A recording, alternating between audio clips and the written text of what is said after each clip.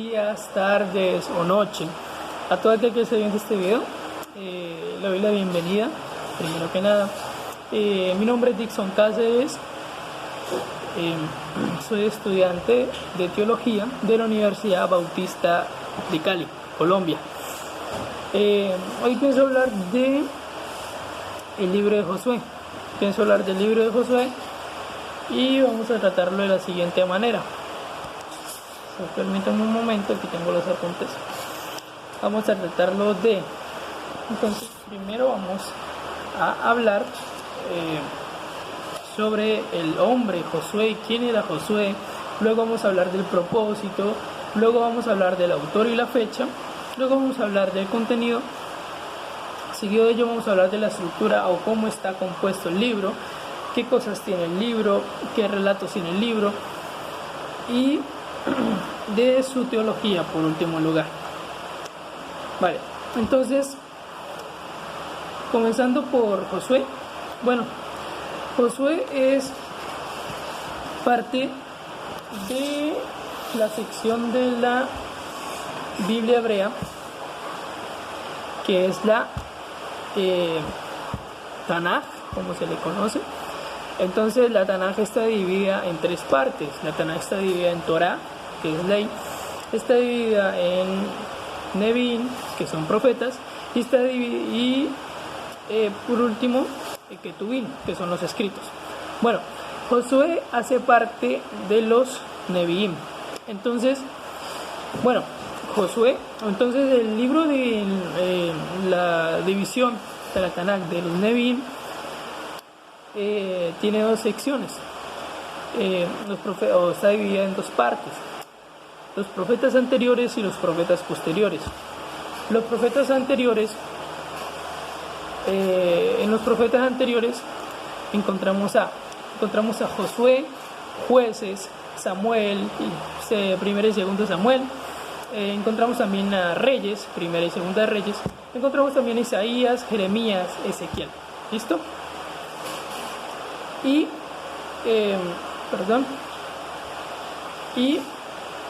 en los profetas posteriores encontramos a Oseas, Joel, Amós, Abdías, Jonás, Miqueas, Nahum, Habacuc, Sofonías, Ageo, Zacarías y Malaquías. La versión cristiana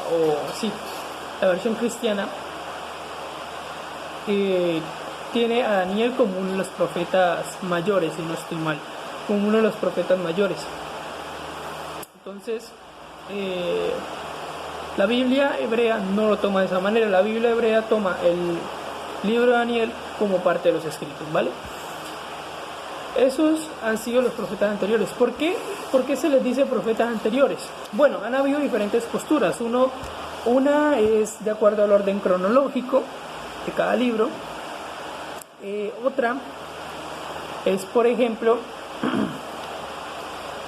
la fecha en la que fueron escritos los libros. Entonces se fue poniendo por escrito, se fue poniendo en orden o anteriores, se les denominó anteriores porque su fecha de escritura era antes de los posteriores, ¿vale?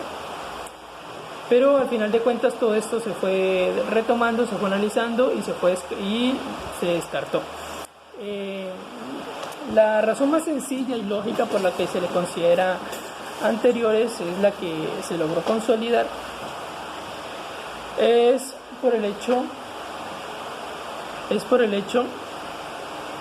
de que fueron escritos, o más bien estos libros simplemente en el canon judío, en el canon de la Biblia hebrea, están antes de los posteriores, ¿vaya?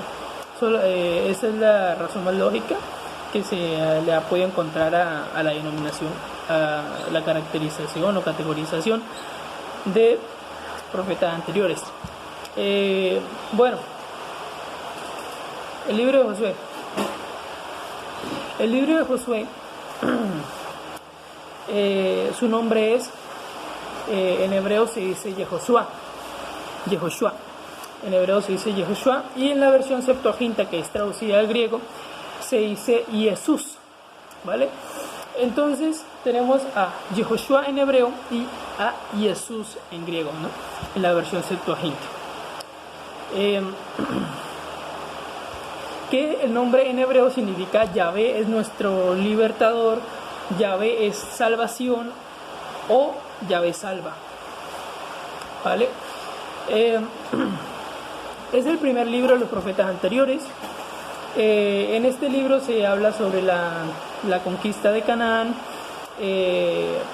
por parte de Josué, que se le delega el cargo. Se le delega el cargo a Josué. Entonces, delegándose el cargo a Josué por parte de Moisés, Josué toma Canaán y este es el relato y de esto es que trata el libro, ¿vale? Este es el contenido del libro. Ahora mismo estamos hablando del contenido del libro. Más adelante hablaremos de la teología, ¿sí?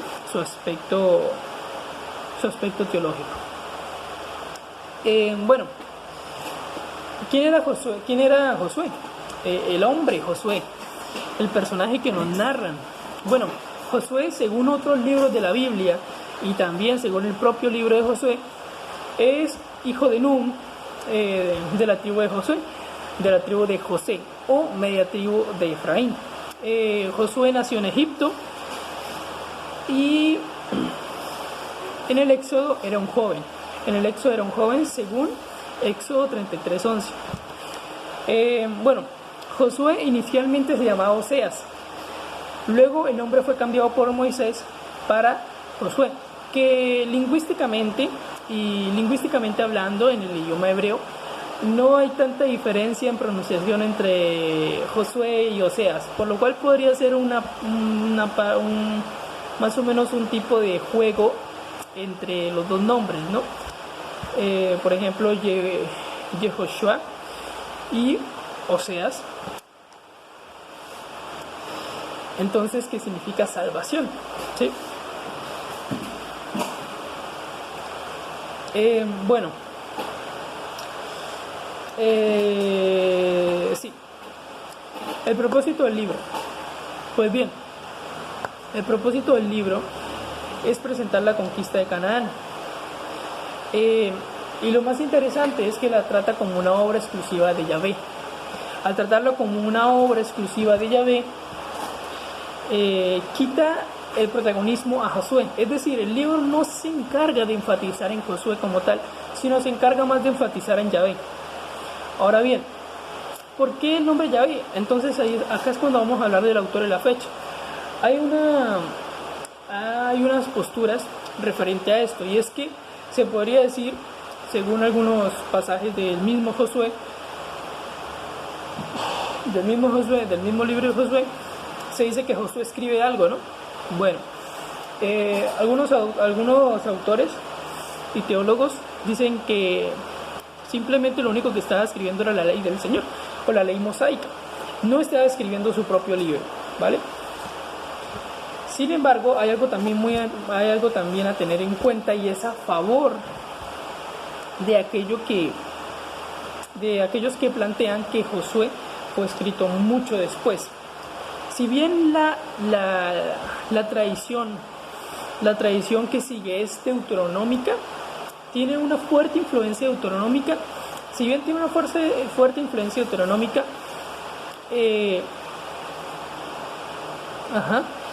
eso da un argumento a favor. Bien, a favor de que haya sido escrito mucho después, ¿no?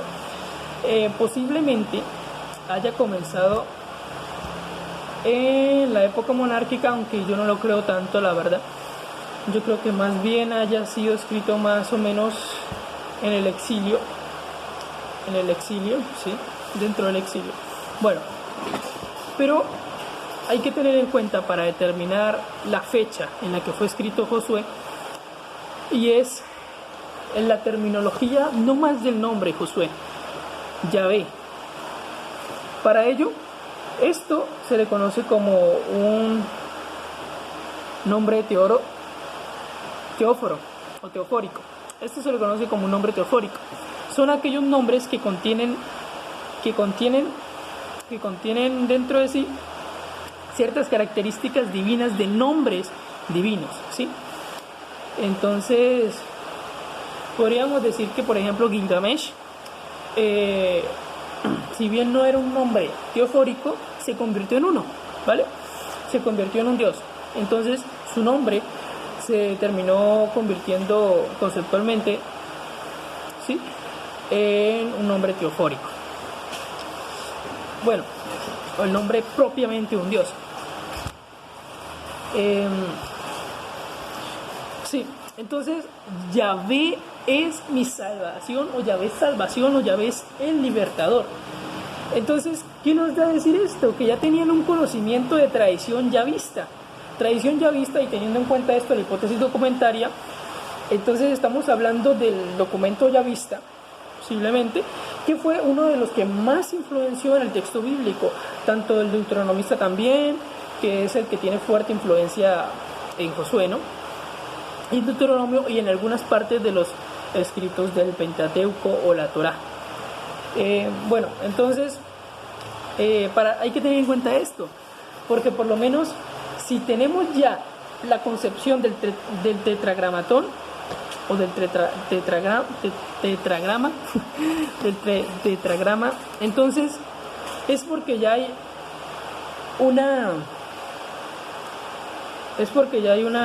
un avance teológico bastante fuerte, o porque ya por lo menos han avanzado algo teológicamente, porque fue en la época monárquica en la que el documento yavista, la tradición yavista, más bien tradición yavista, es que encuentra su existencia.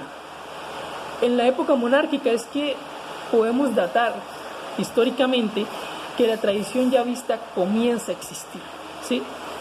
Por ende, si hablamos de que Josué escribió propiamente su libro de Josué, entonces el propio nombre de Josué no tiene sentido, ¿vale? Tendría más sentido el nombre de Oseas, su propio nombre. O por lo menos, ¿por qué Moisés tendría conocimiento sobre Yahvé? ¿Por qué Moisés tendría conocimiento sobre Yahvé? Sobre el tetragramatón, sobre el tetragrama. ¿Por qué tendría conocimiento sobre estos? Si esto se desarrolla a partir de la tradición yavista, que la tradición yavista es mucho después, cuando se instituye la monarquía y la dinastía davídica. Entonces, ¿por qué, según el texto bíblico, Moisés tiene ese conocimiento? Vale, bueno, mi hipótesis es la siguiente: Moisés simplemente no tiene ese conocimiento, o no lo tuvo en su momento, por lo cual en ningún momento se le cambió el nombre a Josué, a Oseas, y se le cambió a Josué, sino que el autor del libro, el autor de quien escribió Josué, fue quien propiamente le cambió el nombre, representando, ahora sí, teniendo en cuenta el aspecto teológico. La importancia teológica para definir ese nombre es lo que posiblemente haya hecho que pues simplemente haya dicho: este nombre está bien de acuerdo al libro, de acuerdo a la historia que estoy narrando, de acuerdo a la teología que estoy presentando, este nombre va perfecto. Ahora bien, este conocimiento de que se le cambia el nombre a Josué, esto es otro argumento a favor de que el libro fue escrito mucho después, ¿vale? Porque en el tiempo en el que el pueblo hebreo está en el éxodo, no tiene conocimiento, y es más, cuando llegan a Canaán, solo se tiene registro histórico de la tradición yavista cuando estamos hablando de la institución de la monarquía. Cuando estamos hablando de la monarquía, de los reinos unidos, del reino del norte y el reino del sur unidos en David.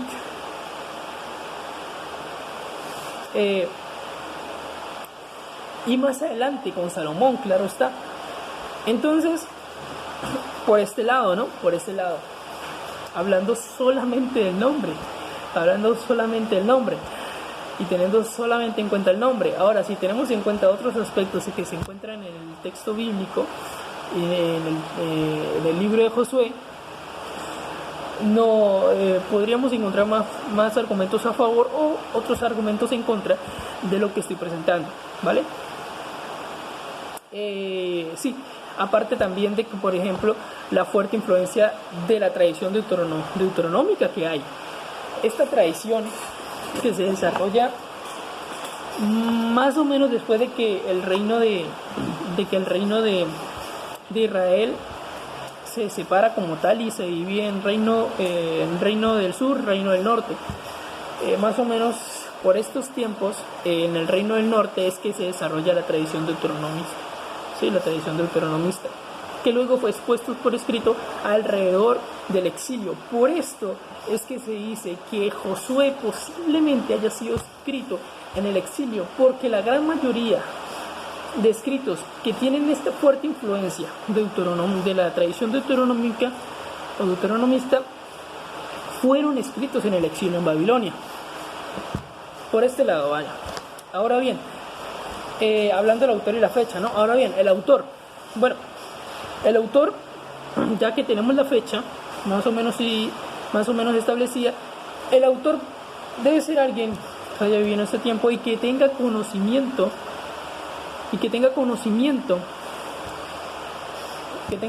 de la tradición deuteronomista. ¿Qué más que un judío, por ejemplo? O más bien hablemos de... Sí. O podríamos hablar incluso de... Bueno, en este caso hablando del autor de la tradición deuteronomista, podríamos hablar incluso de Jeremías, teniendo en cuenta los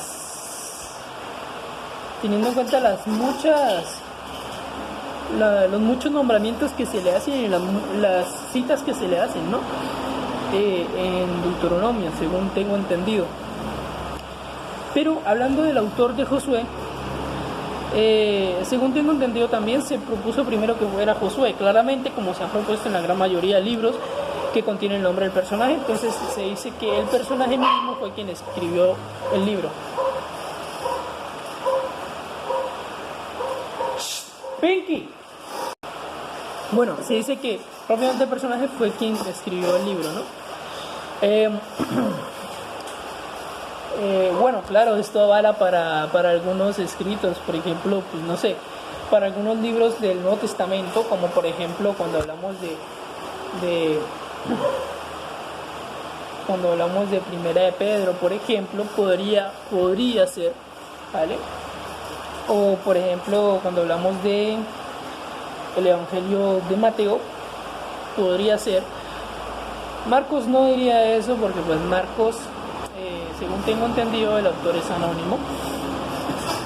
Bueno, en algunos casos puede aplicar. Sin embargo, en el Antiguo Testamento no necesariamente aplica. No sé si habrá algún caso en el que aplique. De hecho, no creo, porque el pueblo judío no se preocupó mucho por escribir en la época en la que estuvo como reino propiamente, ni tampoco por escribir, sino más o menos cuando se relacionan con Babilonia es que comienzan los escritos, y la gran mayoría de escritos es en el momento en el que están en el exilio, un poco antes del exilio y después del exilio. Bueno, sigo con Josué. El autor, bueno, un autor desconocido, primero se propuso que era Josué, pero hasta el momento es un autor desconocido. El contenido del libro. Bueno, el contenido del libro es un libro histórico, sí señor, que presenta la conquista como una acción rápida. Bueno, el énfasis del libro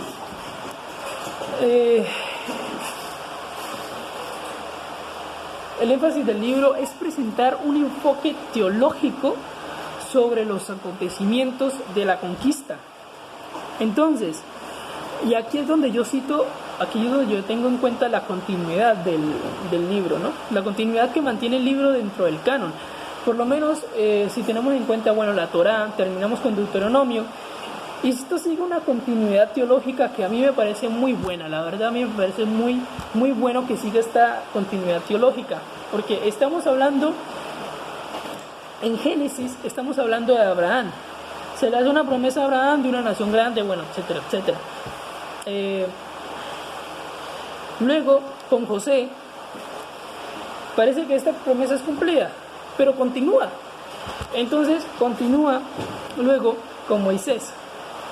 Y a Moisés también se le dice lo mismo, de la tierra prometida, bueno, de de la nación grande, y se mantiene esta cosa de la promesa de Dios, ¿sí? Entonces se mantiene una línea teológica muy bien definida, por lo cual, si hablamos de seguir una línea teológica, según lo que he estudiado, que no es mucho la verdad, Torá y algo de los profetas anteriores, hasta el momento sigue una continuidad teológica muy chévere. Entonces, según esto, podría decir que el canon está bien acomodado de acuerdo a esta línea teológica. Si hablamos del seguimiento de esta línea teológica, podría decirse que el canon del Antiguo Testamento está bien organizado. Por este aspecto, ¿no? Ya hay aspectos históricos, aspectos de narrativa, de sucesos, bueno, aspectos de época, de escritura del libro y otros más que hay que tener en cuenta.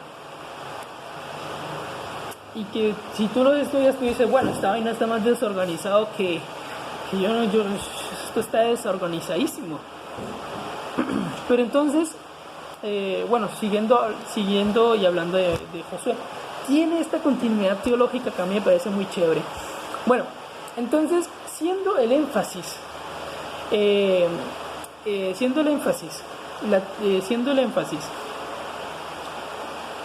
enfoque teológico que se le hace al libro, es decir, de una continuidad de promesas, de que Dios es quien lucha con su pueblo. Teniendo en cuenta todo esto,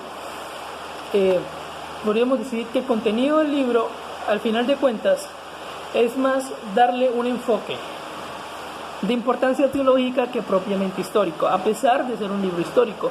Trata los acontecimientos históricos de una manera teológica, de tal manera que tales acontecimientos históricos sean con el fin de generar una importancia teológica. Sí, exactamente. Bueno, entonces ya que hablamos de contenido, de cómo está, ahora vamos a hablar de cómo está organizado el orden de los acontecimientos históricos en el libro de Josué. Primero tenemos la conquista, luego tenemos la repartición de la tierra. Bueno, esto son la estructura principal, ¿no? Esta es la estructura principal. La conquista, repartición de tierra y la despedida de Josué. Ahora tenemos las especificaciones. La conquista de la tierra. Tenemos la comisión de Josué, preparativos para el paso del Jordán, los espías en Jericó, el paso del Jordán. Y bueno, acá hablando de los espías en Jericó, acá hay una postura que escuché, y es que cuando Josué es enviado como espía, por Moisés en ese momento le cambia el nombre. Posiblemente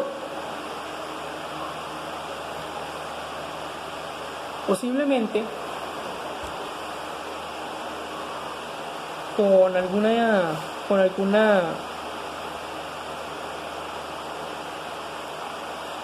directriz teológica, en importancia teológica o algo así, puede ser. Esta es una postura que escuché.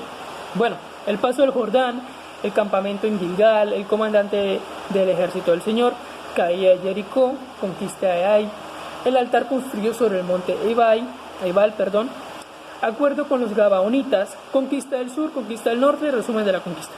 Bueno, aquí hay algo que quiero enfatizar, algo en lo que quiero hacer énfasis, y es que Josué era un gran estratega militar. Tenemos como ejemplo toda la conquista que se hizo ese hombre, toda la conquista que nos relata Josué, el libro de Josué. O sea, si eso realmente sucedió así, entonces en ese caso Josué es un estratega militar tremendo. Josué es un estratega militar tremendísimo. Josué fue capaz de conquistar de norte a sur toda una tierra, Canaán, toda Canaán. Bueno, no voy a decir toda, pero sí, prácticamente toda Canaán logró conquistarla. O sea, la estrategia militar que tenía este hombre era fuerte. Sin embargo, y a pesar de ello, el libro de Josué nos muestra cómo se hace importancia y se hace énfasis en que es Dios quien lucha con ellos, presentando la visión de los dioses territoriales, ¿no? O los dioses que se les atribuye ciertas características. Por ejemplo, tenemos en la mitología griega a Ares, el dios de la guerra, ¿no? Entonces, según esto, Jehová sería Ares en el relato israelita o judío, en el relato judío. Entonces, Jehová sería el Ares judío, ¿sí? Teniendo en cuenta eso, ¿no? Teniendo en cuenta las atribuciones de ciertos aspectos que destacan algunos dioses y otros dioses no. Por ejemplo, Atenea, diosa de la sabiduría. Por ejemplo, Hermes, aquel encargado de los mensajes, de la comunicación.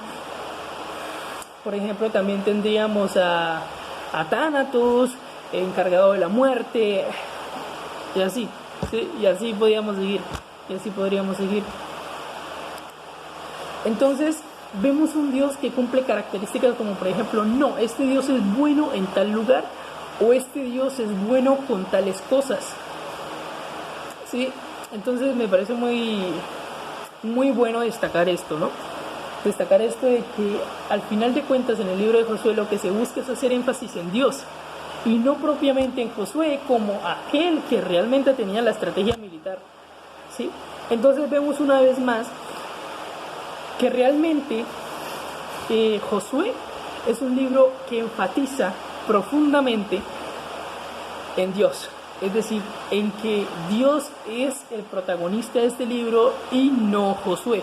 Josué no es el héroe, sino el héroe en este libro es Dios, ¿vale? Es lo mismo que pasa con Jueces, ¿no? Que Jueces también se encarga de enfatizar en eso, pero más aún del pecado. Más aún en el pecado.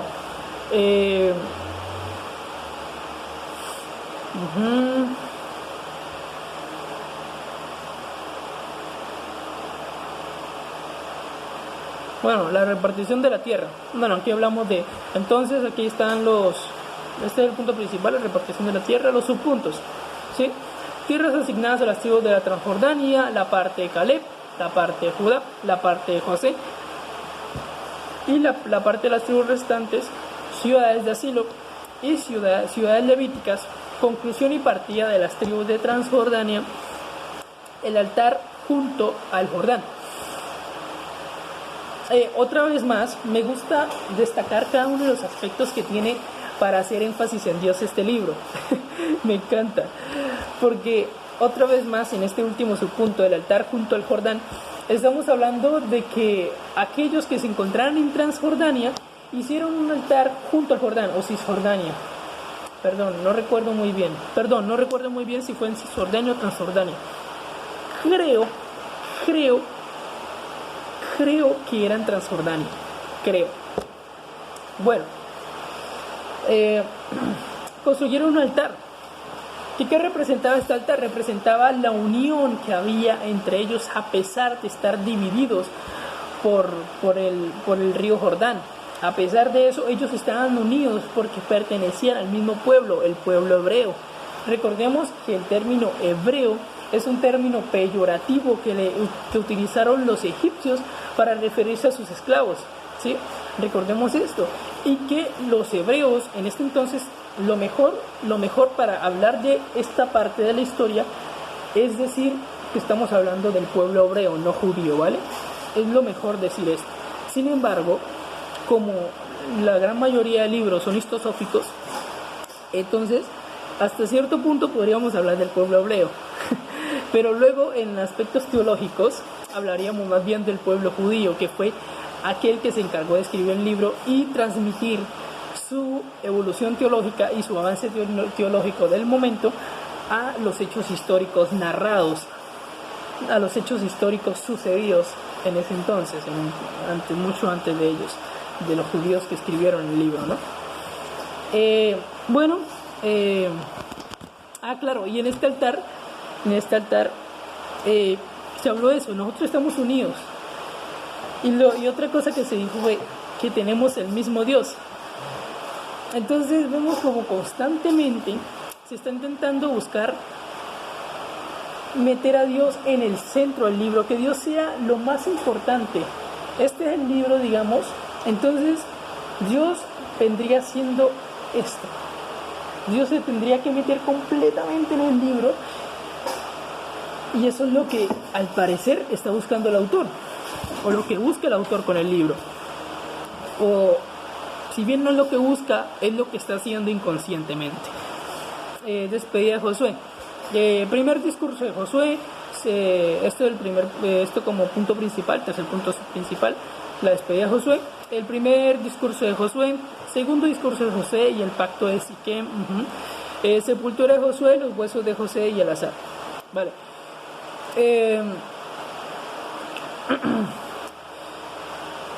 El discurso de Josué. El discurso de Josué tiene muchos aspectos teológicos que competen más con una época tardía a la época de la que se está narrando, por lo cual yo diría que el discurso no sucedió, o eso por lo menos esa es mi hipótesis, tal como es contado, ¿no? Tal como es contado. Puede que tengan una creencia teológica, pero el Señor del cual se habla es diferente, posiblemente, o el Dios del cual se habla posiblemente sea diferente.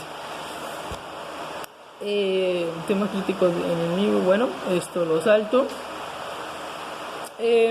La teología, aquí es de lo que estaba hablando, el Dios que guarda las promesas. Entonces aquí yo me adelanté un poco y decidí hablar antes para tener una continuidad y que pues se pudiera entender muy bien, ¿no?